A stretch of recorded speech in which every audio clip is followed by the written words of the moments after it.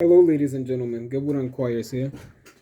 Today, on behalf of a viewer who wanted me to shoot this video, today's video is going to be on planetary magic. I'm going to be showcasing to any potential viewer how to execute planetary magic, how to put it into practicality, how to execute everything, with me showcasing an example ritual and so on and so forth.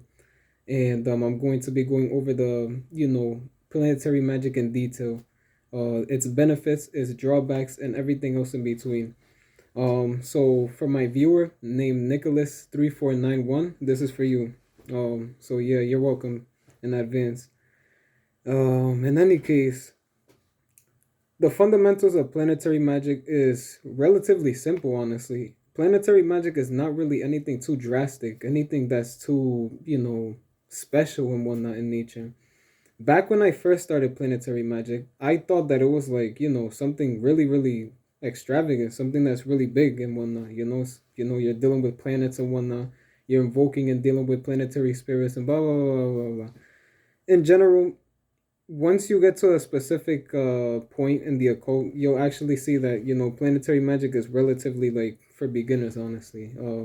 Not that it's negative or anything like that. It's just light. It's light in nature, and it's not anything that is remotely complex. There are plenty of books out there that will showcase how to execute planetary magic and go over everything, but those books are ridiculously outdated. We're talking about books like the Heptameron Agrippa, which is literally made during Roman times and whatnot. Literally when the Roman Empire was literally like up and going, like really, really historical books that are severely outdated with severely outdated information within it and everything else. So this is like a modern day perspective on planetary magic as a whole. In any case, when it comes to executing planetary magic, there are many ways to do so, honestly. Um, for example, the Golden Dawn, they execute planetary magic in a different way. They have a specific introduction that basically deals with specific spirits such as Osiris, Isis, um, what's that one spirit's name? Apophis, yeah, Apophis and whatnot. And the opening goes along the lines of some of you guys who are familiar with all of this. You guys know what I'm referring to.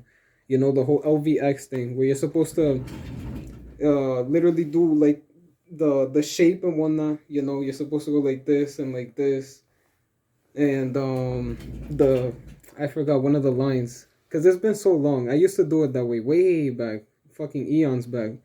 But then I basically just I stopped doing the introduction because it's not necessary. Not only that, but if I'm dealing with the specific spirit, then why am I gonna invoke Egyptian pagan spirits as well within my working that have nothing to do with what I'm doing, such as Osiris and whatnot? No offense to them, they know what's up.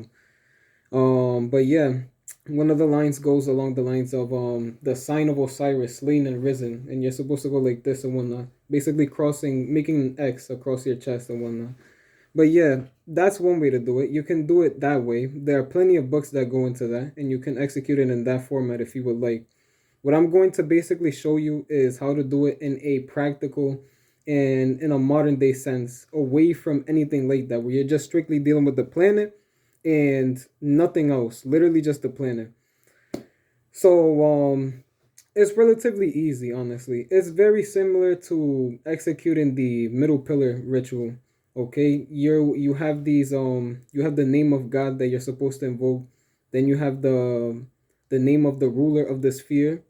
But the difference is there are a few other additional lines that you're supposed to recite, like the name of the quarry of angel that archangel resides in, such as, for example, if I were to deal with Mars, then my Lord Samael is a seraphim, so I will recite seraphim. And you're also supposed to the last line is supposed to you're supposed to basically recite the name of the sphere itself. So it goes along the lines of this. I'm gonna use Mars as an example all over again.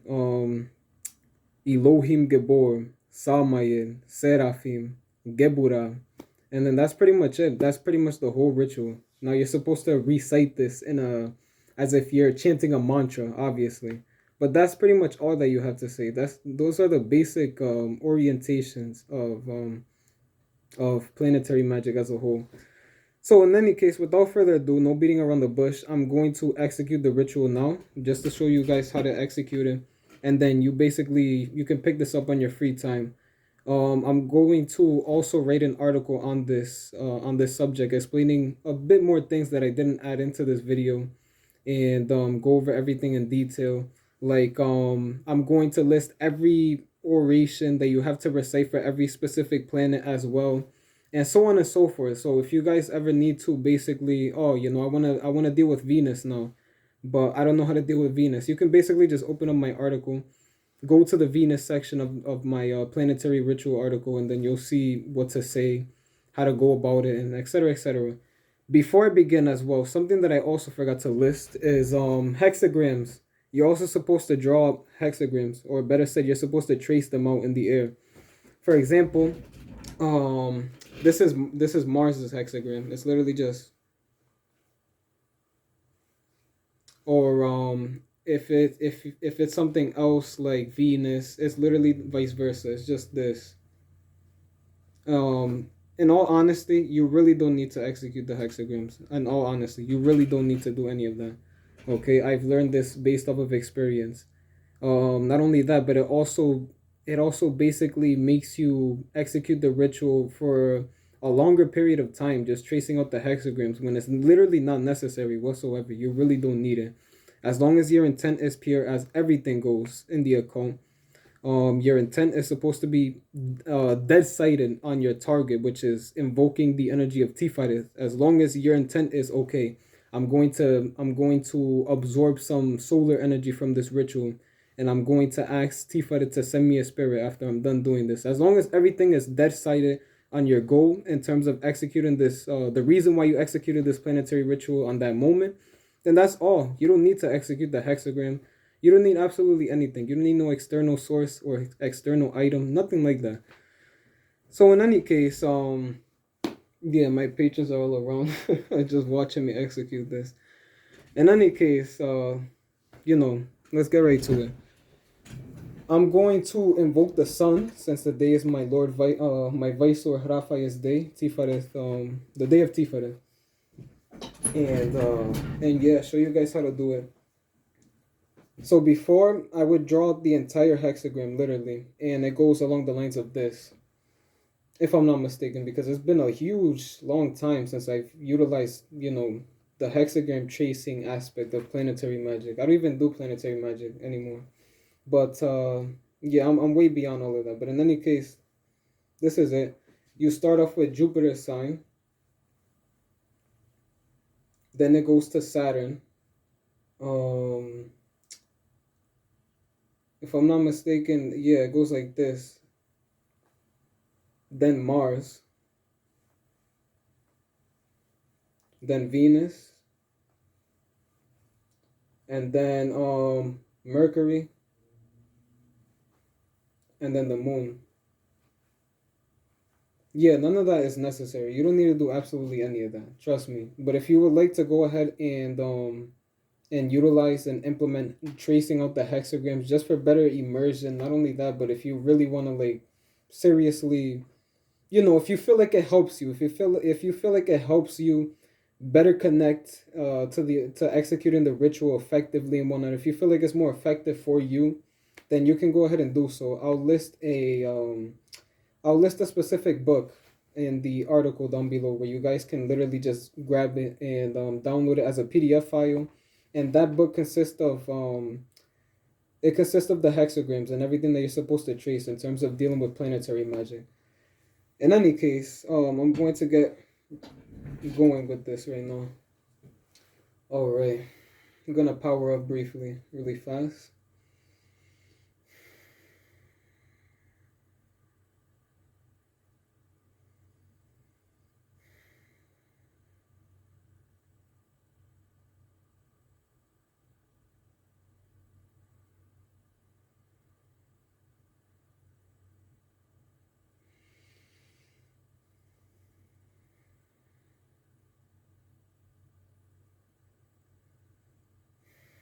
All right, let's go.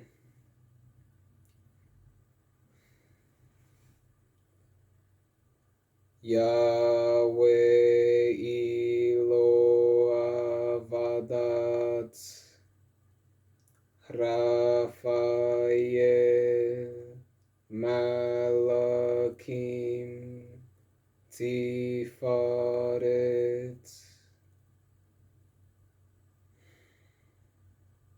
And then after this, what you want to do is simply just begin reciting each these four names in each four cardinal directions, starting off with the holy name of God, which is in this direction, towards the north. Yahweh Eloah Vadat. Now, going towards the east.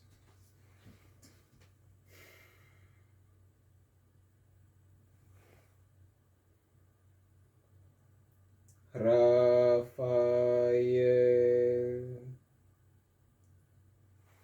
Now we're moving on to the south.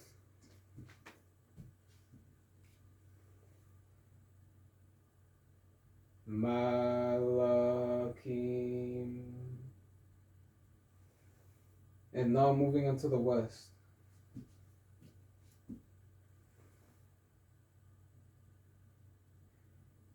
Tifaret.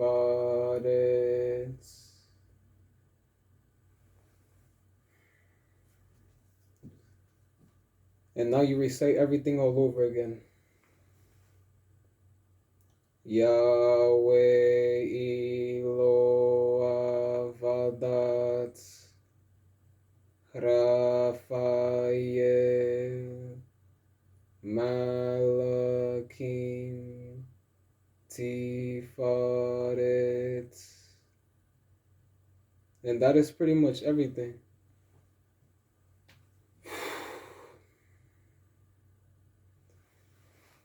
And yeah, that is pretty much everything in relation to how to execute the ritual itself. Excuse me. So yeah, that is pretty much everything that you have to execute. By now, once you execute everything, you should feel well, no, I'm sorry. Before you even do that, the reason why I feel it is because my Vice Lord is here and he's already doing his thing. And anyways, before you finish off the ritual, you're supposed to state your intent and whatnot. Or you can literally just state your intent after you finish reciting the last name, which is Tifares. After you finish the whole ritual and you recite everything all over again. After you say Tifares, that's when you finish. And that's when you can begin stating your intentions towards Tifaret itself, as in, hey, um, I wanted to, I wanted you, Tifaret, beloved Tifaret, to send me a bit of your solar energy and relay it to my astral body to let it flow through me as an invoker. Or if not, you can actually utilize planetary magic to as a means of getting workings done or starting workings, having spirits uh, that correspond to that specific planet go your way, being sent by the planet itself to help you with whatever task you need help in. So, for example, if I was someone who needed help in healing, I just, I play soccer, so to speak. I play soccer. And, fucking stupid example, but my point is there. I'm a soccer player. I play soccer. I just got back from a game of, playing with my friends and whatnot at the park. And I ended up, spraining my ankle or something like that. I can invoke Tifareth and have Tifareth basically send me a specific solar spirit that is specially tasked with the help that I need, with the services that I need help in. For example, I recite to Tifareth, oh, beloved Tifareth, I sprained my ankle out in practice, soccer practice today in the park.